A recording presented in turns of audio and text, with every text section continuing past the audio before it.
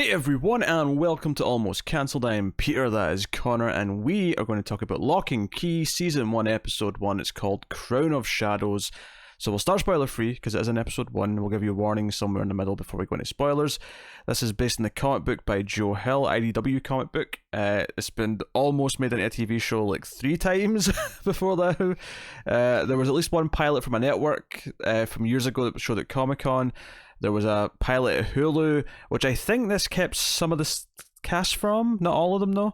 Yeah, because that was pretty recent, and this, if I recall, kind of spun out of that development. Yeah, it kind of moved over, but then they wanted to reshoot the pilot because they wanted to change a bunch of the cast and yada yada yada. So here we have finally Netflix, surprisingly a 10-episode season, because I really, like, just a week ago I was saying how they seem to have given up 10 episodes and everything's 8. And I was like, are you sure? I feel like there's still 10s. Well, no, they had done. It'd been 8 for ages, and all of a sudden there's been like 2 or 3 10s, and it's okay, I guess 10s are still on the table, but yeah. It seems really weird which ones they're picking. I mean, whatever. I wonder if it's a choice. I wonder if it's like, okay, you get the same amount of budget either way, you can do 8 or 10, and then the showrunners are saying, okay, we'll do 10 because we can do this cheaply, or we're doing 8 because we want this to be a prestige show that looks better and does more things. I have no idea, but anyway, so this is finally here, Locke Key, which I have not read, but well, I'll tell a lie. I've read one issue. I read one issue of the first trade way back when it was on sale on Comixology to see if I wanted to buy more of it. I bought 5 volumes that were available at the time. There's a 6th and final one now that I don't have. I have not. You say final. I'm pretty sure that like they just announced they're going to do more. Well, I thought it was the final anyway. So, despite the fact that I own most of it, I've still not read any of it, barring the first issue, which I don't remember. I mean, this was a long time ago. There was one issue. So it's about 3 kids. It's about 3 kids and their mum who moved to this old family home that belonged to their dad, his dad's family, and the Locke family. That's their last name is Locke, and there's a lot of Locke puns in here. I did like that the kid pointed out that Loch Ness Monster wasn't a good pun because it wasn't spelled the same, so that was silly. That annoyed you a little bit, that one, didn't it? Smart kid. So this is it's kind of like a sort of horror adventure kind of style thing where when they get to the house they find these keys that do really sort of weird supernatural things. Like one key, basically if you think of a location you've been before, and then use the key on the door, it'll take you to that location. You'll go through the other door in the other place, is one of the ones they show off in this episode, amongst some other ones.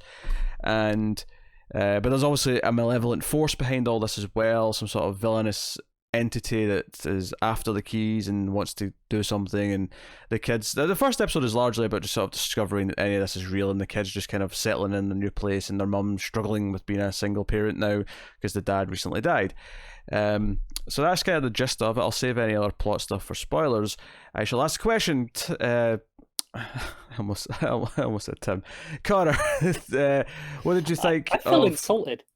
It's because Tim's the big Stephen King fan, and Joe Hill, Stephen King's son. There's a loose chain of thought. Okay. What did you think of episode 1 of Locke Key? It's not for me. I don't think it's terrible, but I knew in the first 3 minutes that I wasn't going to enjoy this. Just the tone, the music, the way it's played. It just, I wasn't feeling it. I don't think it's terrible. It reminds me a lot of a CW show though, and not in all the good ways. I could see comparison to that with some of the teen stuff. I wasn't super into it either. I think I was worried as soon as the young kid opened his mouth. As soon as Bodhi opened his mouth, I was like, oh, I don't like this kid. I don't like how he acts. Like immediately in the car. I wasn't into his performance. Kid actors are, good ones are so few and far between. But it was even before that was the cold open with the other guy, and and it was really overly dramatic and cartoony is the music I'd describe, and going through these motions, and it's supposed to be mysterious as to what's happening, and I was already like, by that point I was like, this I'm not feeling this. I thought I'll give it a couple more minutes, see maybe when we get to the actual kids and stuff it'll turn it around, and then that kid opens his mouth immediately and I went, oh dear. Yeah, it's not the worst thing ever, because I mean, it's not as bad as October Faction, which we tried a few weeks ago, or because see, even a similar kind of family horror adventure Yeah, thing. it's that's what I say. That's why I really emphasize that it's just not for me. I don't think it's terrible. Yeah, I feel like this episode suffered for me, and I could see this working with this tone for me as a movie, because I felt like this first episode was about the first 15 minutes of a movie stretched out to almost a full hour. Is the vibe I got. If this was like a Hocus Pocus style movie, because that's almost the tone that it has in places. Yeah, or like the recent Ghostbusters movie, not Ghostbusters, Goosebumps. I was I going to don't know why say I said Ghostbusters. Ghostbusters. What? I don't know. Uh, yeah, like it's got that kind of going for that. That said, there's a couple of things that make it a little bit more mature than that, so it's not necessarily completely suitable for young kids. But it's I definitely think that I could see the tone of this working in a shorter, like 90 minutes to 2 hours movie, not stretched out to this extent. And that's assuming whatever the season's whole plot is, and Yeah. I so I have a problem with that. And it is worth mentioning that I do still want to read the comic book, because the comic book, from what the first issue I read, while it did have the kids at the center and had an adventure thing, it made me. I remember the comic book making me feel more like I guess closer to Stranger Things, or even something like the Goonies. Like I felt something more like that, as opposed to this, which felt a bit more. I don't want to say Disney Channel, but No, I get it. This feels like something I would probably enjoy if I was 12. Oh yeah, maybe I can see that. It feels there was a word I was thinking as I was watching it to describe the tone, and I forgot it. It's bugging me because it was perfect. It was a perfect word to describe. It wasn't whimsy, and I don't like whimsy. It is fairly whimsical. It is whimsical, but that wasn't the word I was thinking. Though there was something more specific than that felt like it summed it up perfectly, and I can't remember. It's going to bug the shit out of me now. But anyway, the kids are introduced. There's some stuff that felt a bit forced to me. The son's kind of dealing, because we do get a flashback sort of showing how the father died. It's kind of this, it does connect to the mystery of the show and what's going on, and it's this over dramatic thing, and I mean that's fine, whatever. The son's kind of dealing with that, and I just didn't necessarily find his scenes all that engaging. That they're doing this PTSD stuff, but it wasn't that interesting. What actually bothered me more was the teenage daughter, Kinsey, who I'm going to describe as not Imogen Poots. That's she seriously, Kat. So she has this thing where, so there's this guy who works at the ice cream parlor, kind of, who's also a teenager, kind of befriends her, right? And this bugged me a lot, because it felt like this really forced, like, sort of referential kind of dialogue, where it turns out he's a horror movie fan, and he's got a Savini squad, right? And she's like, Savini squad, and I'm like, he's talking about Tom Savini. I kind of smirked and went, all right, whatever. But then he had to kind of really explain it. He's like, oh no, Tom Savini, the guru of gore, he did Friday the 13th, Dawn of the Dead, and he started listing his movies, and he's shocked that she doesn't know, and she actually kind of does a little bit. She's just kind of making fun of him, but like.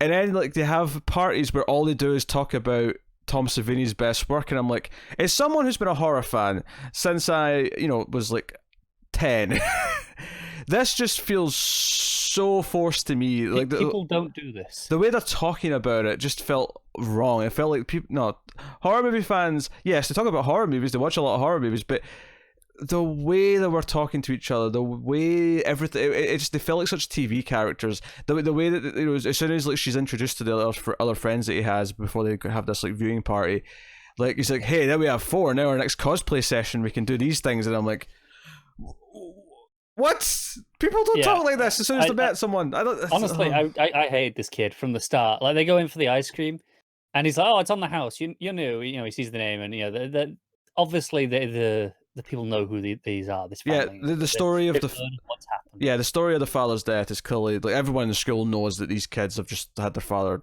murdered in front of them. Like, they all know this. Yeah, and that's not a spoiler. That's just plain setup. Yeah, and he's like, oh, have the ice cream, free on me, and I'm like, sure, whatever. Still a bit weird, but whatever.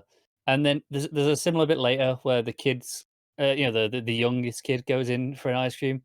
And he's like, yeah, that'll be $3. And he's like, I'll be back in 1 second, and then never comes back. And then the next, we see, this guy, with Kenzie later, like a couple of scenes later, doesn't go, hey, your brother owes me $3. Nothing.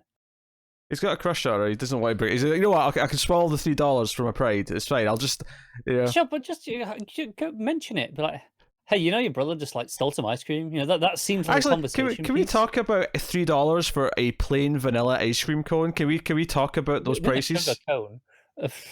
Yeah, no. $3. Come on, nonsense, absolute nonsense. I mean, maybe that's just normal now. I've not bought an ice cream cone since I was probably his age, but I'm not an ice cream cone person.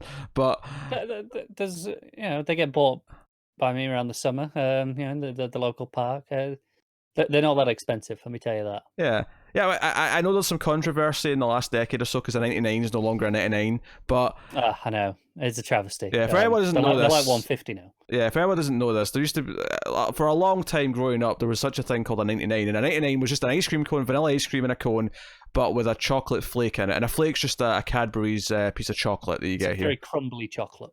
But it's like a stick, so just you stick it in the ice cream cone, and that's referred to a 99. They're kind of boring. They're not exciting. It's the standard, right? It was just because it was 99p, so it's just all right. That's just what you'll have. That's a standard. A lot of the show. I mean, the big thing that really happens in the episode is that the young kid Bodhi, when he's left alone, kind of ends up hearing a voice coming from a well, and this voice, she calls herself Echo, tells him to find keys, and that kind of leads us down the main plot of the episode. And obviously, no one believes him at first. By the end of the episode, people do see things, and there's some plot revelations that come from that. But it's the episode's far too long. Like I felt this plodding very quickly. As soon as the kids were going to school, and that was 15-20 minutes in, I was like, wait, I'm only a quarter into the episode. Why has this got so much left? This is ridiculous. Yeah, this is the longest episode by far. No, it is worth mentioning. Yeah, this one's almost an hour. After this, they're all about 45 minutes to 50 minutes long, so they're definitely a bit shorter after this. They get shorter as they go. The last episode's only 40, which is weird. But it's still far too long here. Yeah, this episode's just far too long. But so it suffers from some of that Netflix kind of old pacing of old. Because one of the other things that bugged me about this was I was watching it and I'm like, yeah, okay, it's got the ending right, which kind of sets up some of the know things now, and it's going to lead to the next thing. But so it has a hook at the end. But I really felt that the episode as a whole didn't have a story that had a beginning, middle, and end that felt like it paid off as a chapter. It's all beginning. Yeah, that's kind of what I mean by saying it's just the first 15 minutes of a movie stretched out to an hour. It doesn't feel like it has a satisfying full thing, and this is something that some streaming shows are really guilty of because they don't feel like they have to do that. And I always appreciate it when they still, and it's not that it can't be serialized. I want serialization. I love serialization, but you can still have each chapter. Each chapter of a book can still feel like it had a full meal, start, beginning, middle, and end, because they're designed to be read. I mean, some people will binge a whole book in one sitting, sure, but there's the option of reading one chapter at a time, spread out over whenever, should be an option. And this episode definitely felt to me like, nah, you have to just keep going right immediately to get enough meat to make it feel like you had a worthwhile time. Do you know what's funny is this feels like a holdover from Hulu. Because Hulu are really guilty of putting out the first 3 episodes at once, and it's of a new show, and it feeling like, oh, you need these first 3 episodes, otherwise you're not getting enough. And I wonder if it's like a holdover from that in the script. Maybe. Maybe they said, oh well, it's going to be all on Netflix at one time anyway, so we don't have to change it. It's going to all be there. I mean, that's a possibility. But I don't know. I even halfway through it, I was kind of feeling just the pacing. I was feeling the plodding. The tone wasn't quite working for me. I think. See if I like the young kid, because I think the older siblings are okay, right? They're fine, right? In terms of actors or whatever. But the young kid, he's just too. He feels like a kid actor who's putting on the kid actor voice. Excitable. Yeah. And that is the problem in the sense that the teenagers have to be drawn into it. He's obviously the first one in on everything, and I feel like if that's what you're doing, which makes sense, start with the kid, the youngest, and kind of go up from there. He's got to be just better, more likable. If he's your entry into the world, don't have him be annoying. I mean, this has worked in other things. Sometimes it works having the younger kid be the conduit, being the one who sees something first. Famously E.T., for example, is an example of this. Yeah. But you have to. Okay, it wasn't the youngest kid in that necessarily, but still, It was a young kid. yeah. But this can work, but it is tricky and it's a fine line you tread because kid actors are very hit and miss. And I just he's not the worst kid actor I've ever seen, but because so much of the plot hinges on him in this first episode, I found myself really struggling to get into or care. The actual supernatural part of the story. It's just a little bit too hijinksy for me, I think. At least in a long form series like this. Again, if it was a movie like Hocus Pocus, but then the characters in Hocus Pocus I liked a lot more. Young Thora Birch in that with her big brother, like I liked them immediately in that movie as a kid. Sure, but like I say, this being like a 90, maybe 100-minute movie, this could be okay. You start with the hijinks, and you get a little bit more as you go on. You get to mild threat, is I believe the official terminology that they use. Mm-hmm. But in this scenario, you don't get to that mild threat till episode 6, 7. Yeah. Assuming the pacing keeps up like this, and that's just too long. Yeah, so I guess we'll go into spoilers. Give the spoiler warning so we can talk about just some of the actual plot things. Probably worth mentioning here, patron producers for the month. So thank you to David Short, Alison M. Fordyce, Cindy Palacios, and Tyler Hess. That means that they're all patrons at the $20 or above tier, but you can support us for as little as $1 per month at patreon.com/MailFuzzTV and help keep all the content coming. You get some bonuses for your troubles, so go and have a look. Anyway, full spoilers for episode 1 of Locke Key. So the big things to talk about really is the doors and the because the first key he finds, it's like, okay, this is the anywhere key that can take you to anywhere you can think of, and it's when he goes to the ice cream parlor. He wants ice cream. He puts the lock in the key in the door, and he turns it, and he goes through, and it's the front door of the ice cream parlor, and and I was actually thinking to myself because he asked for like ice cream and a sugar cone, and I'm like, do you have money? Yeah, because unless this turns out to not be the real place, and there's no indication that is the case, like because later on when we see it get used, this key gets used again. Someone escapes somewhere, so presumably it is just going to the real place rather than some recreation of it. Yeah. And he asked for $3. He's like, okay, I'll be right back. And I actually thought he was going to go back into his sister's room and go and steal some of her money or something. He'd come back through and pay him, but he just never goes back in. And I'm like, wait a minute, he's just robbed an ice cream cone. He just stole that. Because I thought the obvious thing to do here, I thought the comment, because the sister comes out of the shower, right? She's got the towel wrapped around her, and she's like, "What are you doing, you little twerp, still in my room?" And he's like, "Hey, look at this anyway." He tries to explain it to her. He's like, "Hey, where do you want to go?" And what I thought was going to happen is that he was going to take her through the door into the ice cream parlor in her towel, and she wasn't going to believe it was real. She's going to walk in and then be like embarrassed because she's standing in front of this love interest character in her towel, and that wouldn't have necessarily been amazing. But I thought that was the obvious little fun joke to do here. That made sense. Yeah, that's what I assumed as well. But instead, he's like, "Oh, think of somewhere," and she's like, "Oh, the Eiffel Tower," and then it doesn't work. And I'm like, "Oh, okay." So you had this obvious setup for this funny little beat, which wouldn't have been super original, but it would have made me like their relationship a bit more. It'd have been kind of funny, it'd have been something. And instead, you just went, let's have her not believe stuff for an extra 15 minutes. Yeah, and that's frustrating because you're kind of like, I'm ready, I'm already, and that's, even though it's episode 1, I'm already ready just for someone else to believe this, just so we can get things going. Yeah. And instead, we get him, talking about Tom Savini, and I love the work of Tom Savini. I'm not. This is not a knock on that, but his dialogue, the way he talks about horror movies, and Tom Savini just. And then I think he is possibly like the most CW character. Yeah, and then the way they talk about Final Girls, because they're watching this horror movie and they're talking about the Final Girl, and they're complaining that she's kind of shit because she only did this and she was hiding. And it brings up this trauma for Kinsey because she had to hide in the house when this whole gunman thing was happening with her father, and she leaves and she sort of has this little speech. She's crying. She's like, "Hey, not all feral girls are brave. Some are scared and they have to hide." And like, I can see the good idea in there for what they're trying to do here. I can see this idea of her like being a real final girl, kind of, and like this, but everything just felt so contrived to get to this point.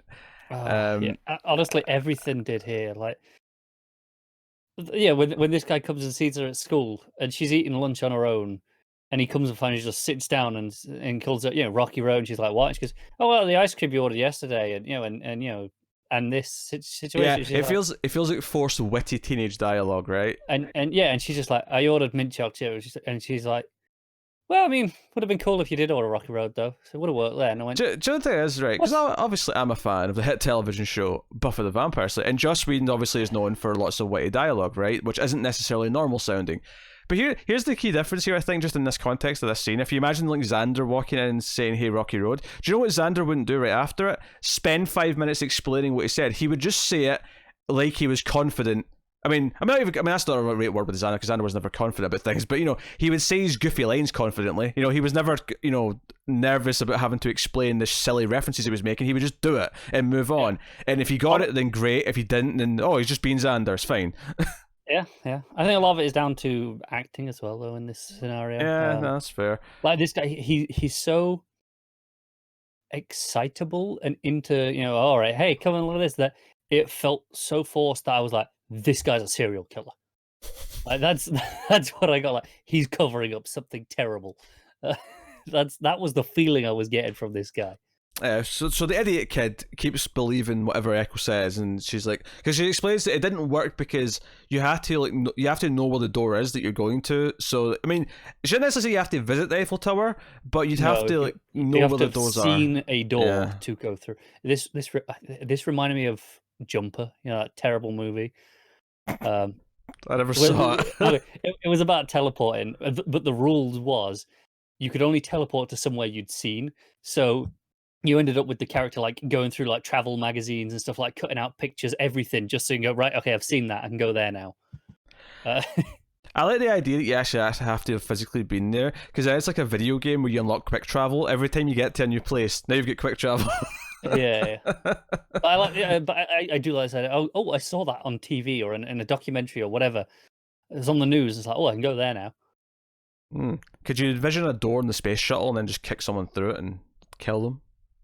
I don't see why not. I'm thinking like the door leading out to space, not obviously in the way, like obviously. Yeah, but it's technically a door, more of a hatch maybe, but a hatch is a door, type of door. Yeah. I mean, it depends how fast and loose we're playing with the term door here, I suppose. Yeah, well, as we've already established in a previous podcast, a gate is also a type of door. It is not.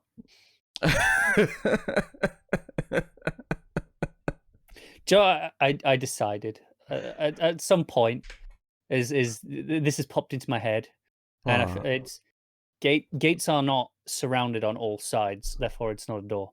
You said that. Like the top and bottom are open. They don't connect to anything. You said that when we first had this argument, but it's a cousin to the door. It's a type of door. It's this cousin to the door. Sure, I'll give you that.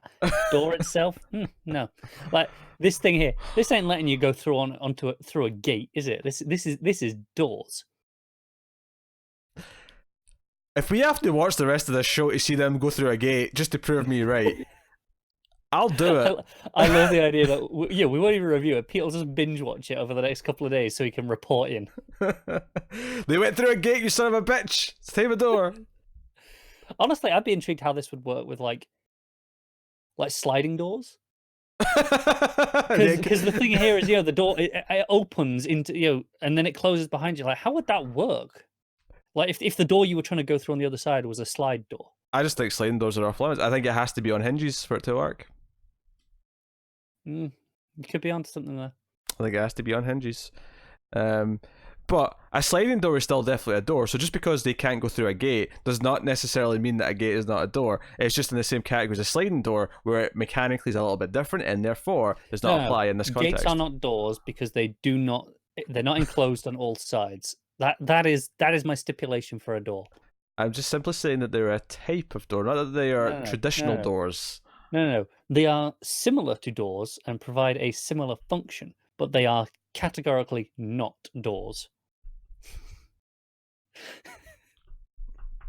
This might be one of our longest running arguments. Yes, it was a Star Trek Next Generation review that this started in, for the record, just in case anyone's curious.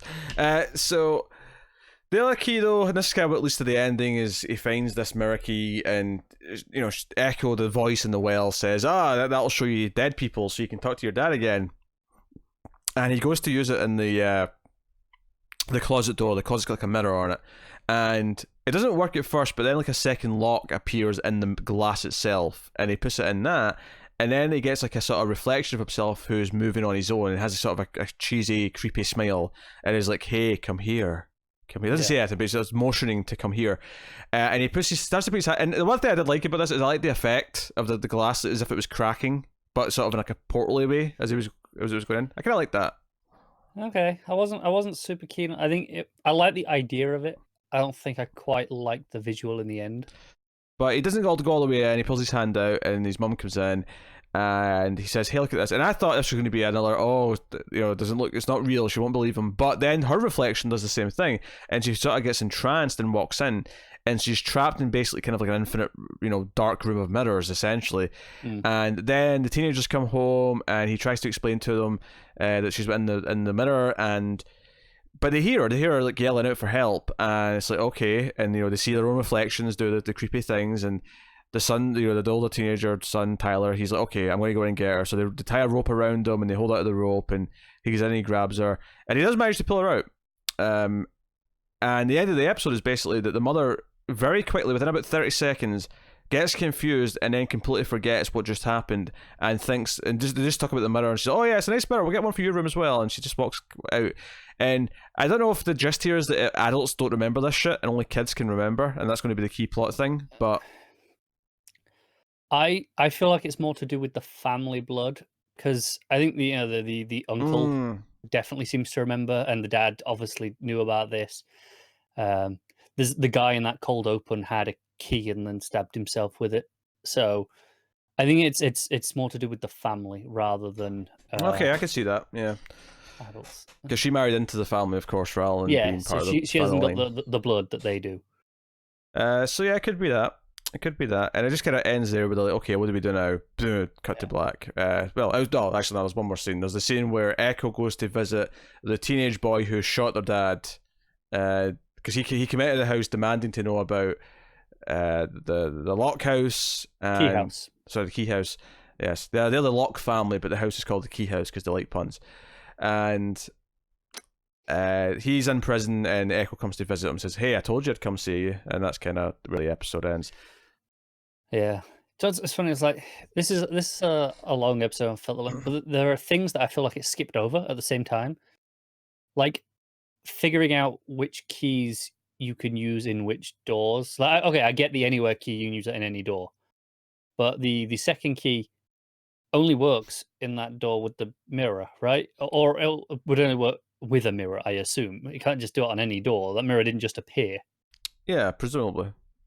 So, I mean, did he just pure convenience that the first door he happened to try this one on happened to be the one with the mirror because it was there, or did he actively go and search for something with a mirror?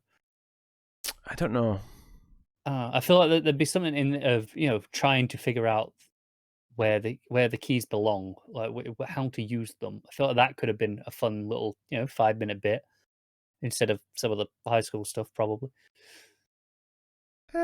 Yeah, I guess. I think it's very clear that we're not continuing this because I don't think either of us have any interest in watching any more of it, which is a shame because it's something that's been on the radar for a long time. It's always been something that I thought I would maybe like. I certainly think I like the comic still because I think this is one of these cases where I can compare this to something actually. I can compare it to Hellboy, where Hellboy, I've not read a lot of Hellboy yet, but what I have read of Hellboy, I have liked infinitely more than any of the movies. Because it has this brooding tone that is just lost, even in Del Toro's movies, where everything just feels so light and fluffy. And I feel like the same thing's happening here, where the genuine kind of like, I guess your imagination filling in all the gaps of the comic and like the tone of it just feels missing to me. And this is from vague memories, but I remember thinking that the first issue of the comic, I like the tone, I like the atmosphere it was building. Here, I don't feel any atmosphere that I like. I don't feel any tone that I'm into. No. Like I say, if this was a movie that was just this, I'd probably watch it and maybe I'd enjoy it. It might be like a 6 out of 10 movie. That's sure, why not? But as a 10 show, yeah, this is going to be like 8 hours over 10 episodes, and I just don't think it's. I haven't got it in me. Nah, me neither. So there you go. That is episode 1 of Locke Key. We didn't talk about every little scene, but. I think that's enough to sort of give our feelings on it. You can, of course, let us know what you think of the show in the comments below. If you do watch more of it, feel free to come back and tell us what you thought of the whole Let thing. us know if they go through any gates. I don't think they will, but I think that's because it's in the same logic of the sliding doors won't work, is that different types of door will not work. It has to be a well, at least the Anywhere key. The Anywhere key has to be a traditional, fully closed hinge door. So a door. Got it. A traditional, fully closed, hinged door. Yes, not a little hatch in the ground, or like a door to like a basement kind of thing. You get the storm doors outside. Yeah. Those are definitely doors. Just putting that out there. Okay. So. Yeah, let us know what you think. Guys on the Twitters at mail_fuzz for channel updates. Like and subscribe and ding the bell, all that stuff. All of it does help us, as does, of course, rating the podcast on Apple Podcasts. Give us 5 stars. More people will find us that way. And, of course, as we said earlier, go to patreon.com/mailfuzzTVs to support us financially. But that is us. We are still working through Lost in Space. I know it's taking a while. We are actually literally about to record episode 7 of that right now. So that is coming very, very, very soon. So check out that. Me and Tara reviewing Picard. Me and Connor have been doing The Outsider from HBO. So check out all those other things. And of course, there's the weekly TV news as well for all the TV content that we are currently doing. So thank you once again for watching or listening. We always appreciate it. Keep watching TV, guys. Have you got any vanilla?